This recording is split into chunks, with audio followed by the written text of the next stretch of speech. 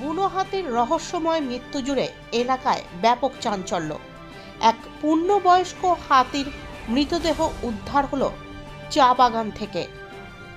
আলিপুরদুয়ার জেলার কালচিনি ব্লকের রায়মাটাং চা বাগানে 5 নম্বর সেকশনে এদিন বাগানের শ্রমিকরা এক হাতির মৃতদেহ দেখতে পায়।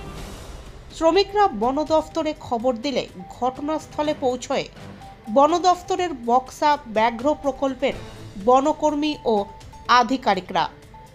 ময়নাতদন্তের পর বুনো হাতির মৃত্যুর আসল কারণ জানা যাবে। বক্সা ব্যাঘ্র প্রকল্পের এডিএফও নবিকান্ত ঝা জানিয়েছেন এটি স্ত্রী হাতি এবং অনুমান করা হচ্ছে একদিন আগে এই হাতিটির মৃত্যু হয়েছে।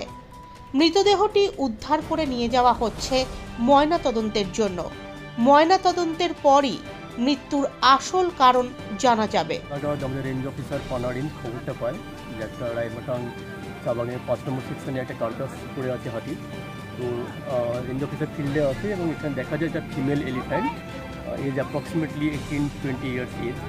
তো কার্কাস পাওয়া গেছে মোটামুটি গতকাল একদিনের পুরোনো কার্কাস মনে হচ্ছে। তো এটা আমরা এখান থেকে নিয়ে যাচ্ছি, নিয়ে গিয়ে আমাদের বিট অফিসে পোস্টমর্টম করা হবে। পোস্টমর্টম করার পরে আসল কারণটা জানা যাবে।